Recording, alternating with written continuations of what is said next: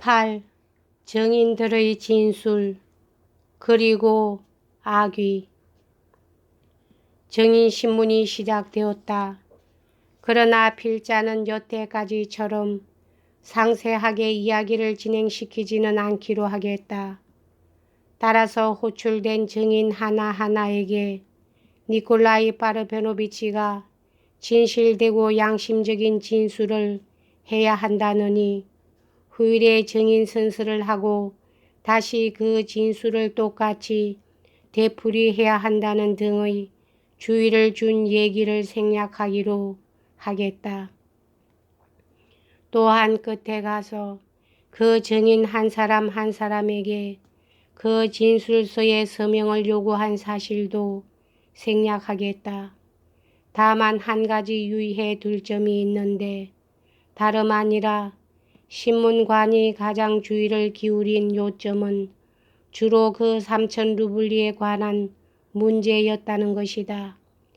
즉 한 달 전에 이곳 모크로에에서 드미트리가 주연을 벌였을 때 쓴 돈은 3천 루블리였느냐 1,500 루블리였느냐 그리고 어제 두 번째 주연에서 쓴 돈은 3천 루블리였느냐 아니면 1,500 루블리였느냐 하는 문제였다. 그러나 모든 사람의 증언은 죄다 미자에게 불리한 것뿐이었다. 어느 하나도 미자에게 유리한 것은 없었다. 개중에는 깜짝 놀랄 만큼 새로운 증거를 제시하여 미자의 증언을 송두리째 뒤집어 엎는 자도 있었다. 제일 먼저 신문을 받은 증인은 트리폰 보리스이치였다. 그는 신문관 앞에 나와서도 조금도 겁내는 기색이 없었을 뿐만 아니라 오히려 피고에 대하여 엄격하고도 준열한 분노의 빛을 나타내기까지 했다. 그렇게 함으로써 그는 자기 자신을 지극히 정직한 인간으로 일종의 위험조차 지닌 인간으로 보이게 했다. 그는 신중한 태도로 띄엄띄엄 말을 했고 신문관들의 묻는 말이 끝나기를 기다려 잘 생각해서 정확하게 대답했다.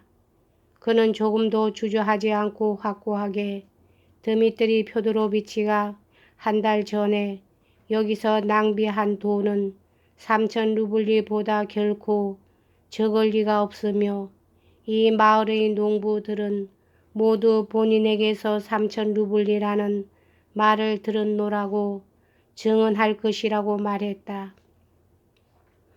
집시 계집애들에게 뿌린 돈만 해도 얼마나 되는지 몰라요. 그것들의 주머니에 굴러온 돈만 해도 아마 1,000 루블리는 될 겁니다. 난 500 루블리도 준 것 같지 않은데 하고 미자는 침울한 어조로 한마디 던졌다. 하긴 그때 돈을 세어보진 않았지. 취해 있었으니까. 이때 미자는 휘장을 등지고 테이블 곁에 비스듬히 앉아서 우울한 얼굴로 듣고만 있었다. 쳇, 어서들 몇 대로 짓거리라지. 어차피 이젠 마찬가지니까.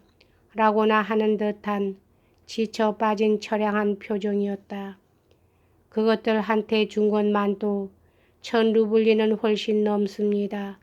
드미트리 표도로비치 하고 트리폰 보리스이치는 단호하게 덧붙였다. 당신이 마구 뿌리면 그것들이 앞을 다투어 주었지 않습니까?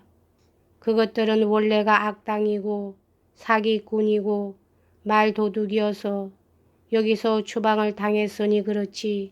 만일 그것들이 있다면 당신한테서 얼마만한 돈을 얻어냈는지 증언했을 겁니다. 나도 그때 당신 손에 많은 돈이 쥐어져 있는 것을 보았습니다. 물론 세어본 것은 아니지만요. 거긴 어디 세어보게 해 주었어야 말이죠. 하여튼 얼핏 보기에도 1,500 루블리는 훨씬 넘었던 걸로 기억하고 있습니다. 원 1500루블리 밖에 안 되었다니 말도 안 됩니다. 나도 액수가 많은 돈을 여러 번 봐왔기 때문에 그만한 것점은 눈어림으로 짐작할 수가 있어요.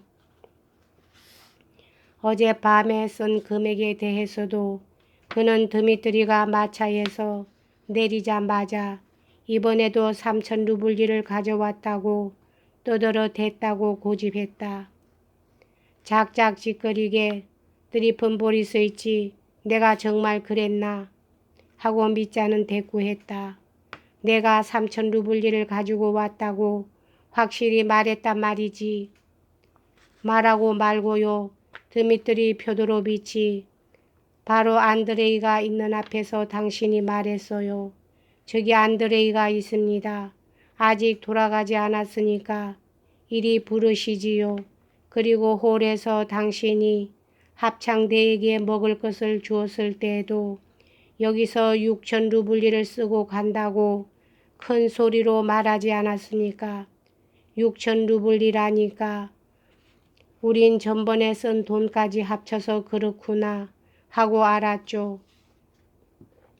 스체판과 쉐몬도 들었습니다. 그리고 뾰트로 포미치 깔까노프 씨도 그때 당신 곁에 있었으니까 아마 기억하고 계실 겁니다. 6000루블리라는 정언은 특히 신문관들의 주의를 끌었다. 이 새로운 표현이 마음에 들었던 것이다. 3000에다 3000을 합하면 6000, 저 그중의 3000루블리는 전번에 쓴 돈이고 나머지 3000루블리는 이번에 쓴 돈, 그래서 합치면 6000루블리, 참으로 명백한 계산이었다. 드리폰 보리스이치가 지명한 농부들, 즉 스체판과 쉐몬과 마부 안드레이 그리고 뾰트로 포비치 깔까노프도 모두 신문을 받았다. 두 농부나 마부는 주저하지 않고 드리폰 보리스이치의 증언을 입증해 주었다. 뿐만 아니라 안드레이의 증언 중에서도 그가 밑자와 함께 이리로 오는 도중에 주고받은 대화는 각별히 기록되었다. 즉 도대체 나는 이 드미트리 까라마조프는 어디로 가게 될까? 천당일까? 지옥일까? 그리고 저승에 가면 용서를 받을 수 있을까? 없을까? 하는 따위였다.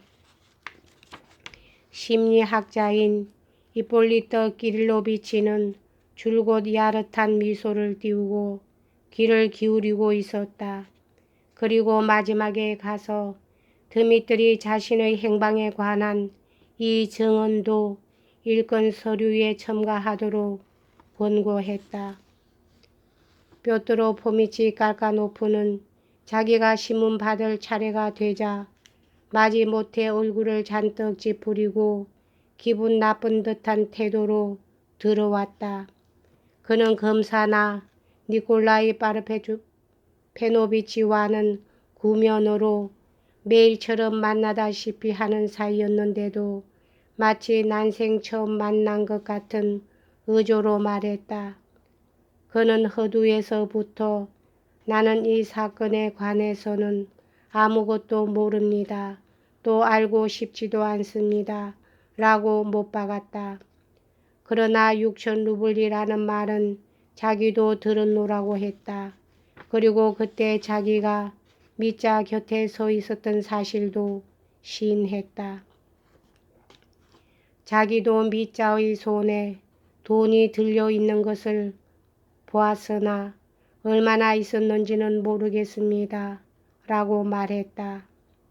그 다음 몇 번이나 되풀이 되는 질문에 대하여 그는 폴란드인들이 쫓겨나고 난 후 밑자와 그루센카 양의 사이가 확실히 원만해졌으며 그녀도 자기 입으로 밑자를 사랑하고 있다는 말을 했다고 증언했다. 그는 그루센카 양에 관해 말할 때 마치 상류 사회의 기부인 얘기를 하는 것 같은 공손하고 조심스런 말투를 썼다. 그리고 단 한 번도 그냥 그루센카라고 낮추어 부르지 않았다. 젊은 깔까노프가 증언을 몹시 꺼려하고 있다는 사실을 잘 알고 있음에도 불구하고 이폴리토 기릴로비치는 그를 오랫동안 신문했다. 그리하여 그날 밤 드미트리의 일신상에 일어난 로맨스의 내용이 어떤 것이었는가 하는 것을 그의 입을 통해 비로소 자세히 알게 되었다. 드미트리 표드로비치는 한 번도 깔까노프의 말을 가로채거나 제지하려 하지 않았다. 이었고 젊은이는 물러가도 좋다는 허락을 받고 숨길 수 없는 분노를 나타내며 방을 나갔다. 두 폴란드인도 역시 신문을 받았다. 그들은 자기 방에서 자리에 들기는 했으나 밤새도록 잠을 못 이루고 있었다. 그러던 중 법관들이 왔다는 말을 듣고 자기네들도 필시 호출을 당할 것이라 생각하고 황급히 옷을 갈아입고서 대기하고 있었다. 그들은 약간 두려운 듯한 기색을 보였으나 그래도 제법 위험 있는 태도로 증언했다. 여기까지 하겠습니다.